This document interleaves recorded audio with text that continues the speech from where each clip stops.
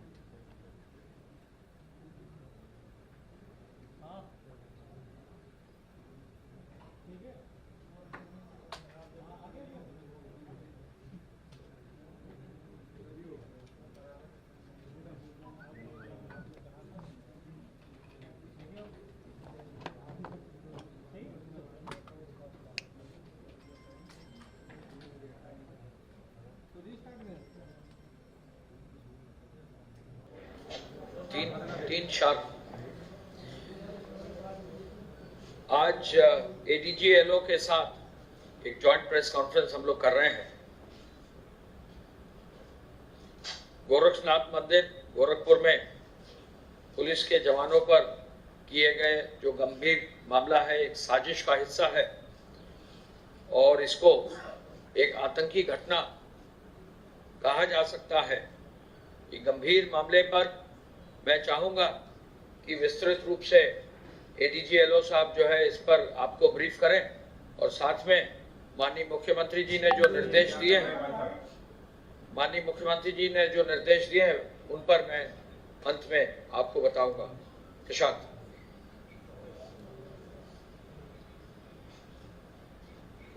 बीती शाम लगभग 7 बजे एक व्यक्ति गोरखनाथ मंदिर के गेट नंबर 1 पे तैनात पुलिसकर्मियों पर धारदार हथियार से उसने हमला किया तथा कुछ धार्मिक नारे लगाए।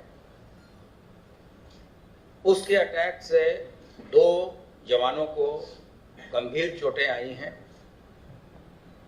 जिनका नाम क्रमशः गोपाल गौड़ और अनिल पासवान है।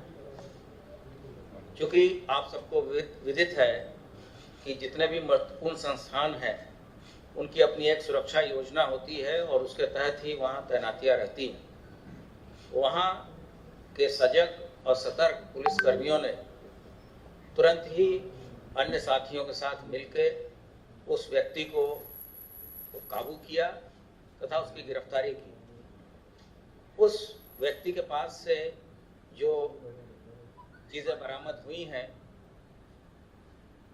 वो उन चीज़ों को देख के लगता है कि एक गंभीर बड़ी साजिश की तैयारी थी और इसमें जैसा कि एसीएस होम साहब ने बताया कि हम लोग इस चीज़ से इनकार नहीं कर सकते कि आज के डेट में कि आतंकी घटना नहीं थी।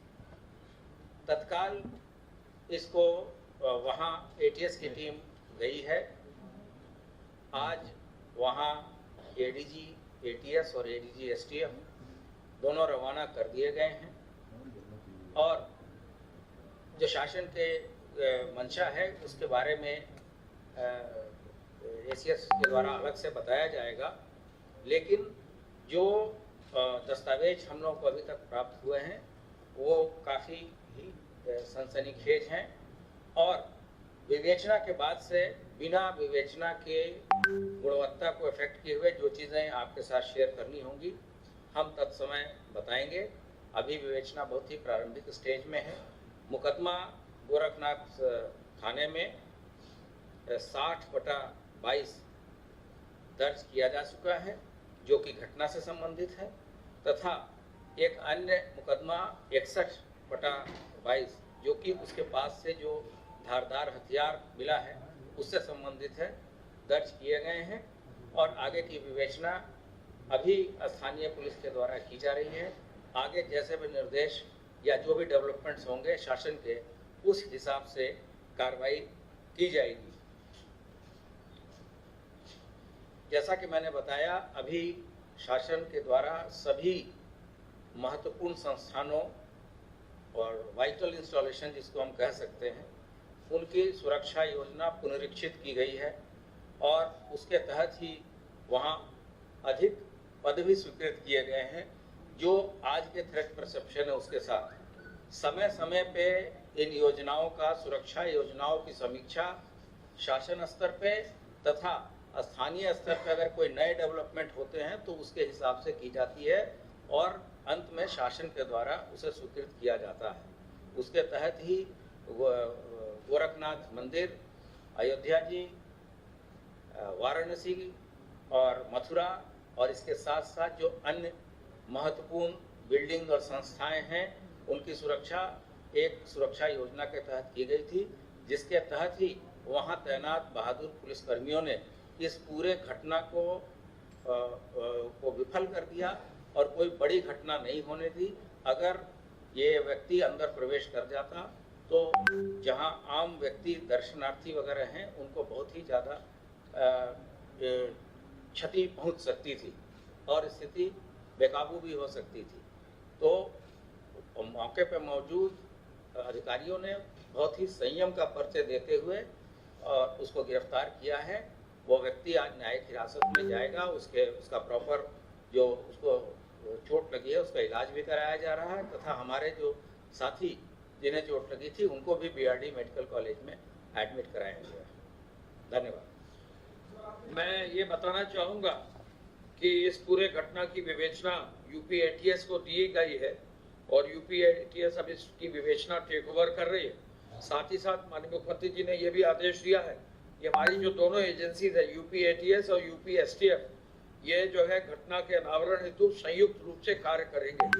माननीय मुख्यमंत्री जी ने जो 3 लोगों ने जो हमारे दो पुलिस कांस्टेबल्स, 2 पीएसी कांस्टेबल्स और जो पुलिस के कांस्टेबल्स ने इस घटना को विफल किया और खुद जो है जाबाज रूप से बहादुरी से काम किया है, Shri Gopal Gaur constable PAC, Shri Anil Paswan constable PAC और श्री अनुराग राजपूत कांस्टेबल नागरिक पुलिस, इन सब लोगों ने जो बहादुरी का काम किया है, तो इसमें मुख्यमंत्री जी ने इनको 5 लाख रुपया जो है नगद घोषित किया है और वो इनाम शासन की ओर से इनको बहुत जल्दी ही दिया जाएगा।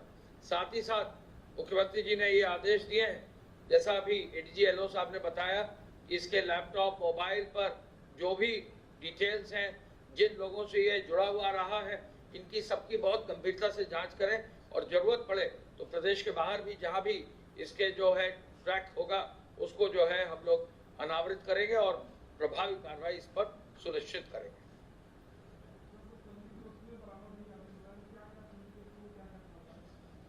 ये मैंने जैसा कि बताया, प्रारंभिक तौर पे उसके पास से लैपटॉप, उसके मोबाइल्स बरामद हुए हैं और उससे जो चीज़ें पता चली हैं उनके बारे में हमने आपको शेयर किया। साथ साथ हमने बताया कि जो विवेचना को प्रभावित न करे ऐसी सूचनाएं हम अभी भी दे रहे हैं और आगे भी जो जो चीज़ें डेवलपमेंट्स होगी इसमें बताएंगे। हम इसमें सभी एजेंसियों की भी मदद लेंगे तथा ये भी सुनिश्चित करेंगे कि इस व्यक्ति के द्वारा कहाँ कहाँ ट्रैवल किया गया है और ये व्यक्ति किसके साथ संपर्क में था, ये किसी विदेशी कंट्री में तो नहीं गया या कहीं से ये बड़े षड्यंत्र का हिस्सा तो नहीं है। इन आदि बिंदुओं पे विवेचना जो एटीएस के द्वारा की जाएगी, लेकिन अभी से इस बारे में कुछ भी कंफर्म तरीके से बता देना उचित नहीं है। जब तत्समय जब चीज़ें इस तरह से आएंगी हम लोग आपके साथ अवश्य शेयर करेंगे।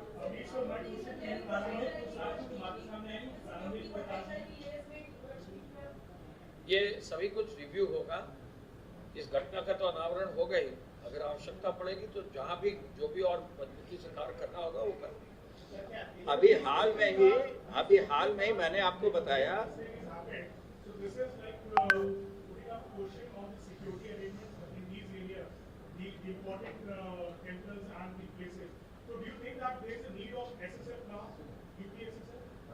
देखिए, हमारे पुलिस के कांस्टेबल्स ने ही उसको जो है विफल किया है और बिल्कुल आउटर पेरीमीटर पर ही उसको विफल कर दिया है, तो प्रभावी और मजबूत कार्रवाई कर दी गई है।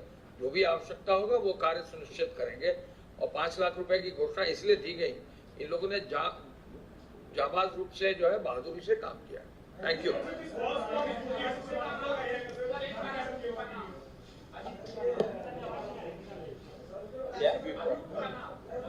अभियुक्त का नाम है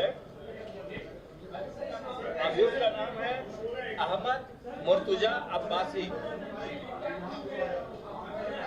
अहमद मुर्तुजा अब्बासी पुत्र मुनीर अहमद अब्बासी, ये रहने वाला सिविल लाइन गोरखपुर का है। जी हाँ।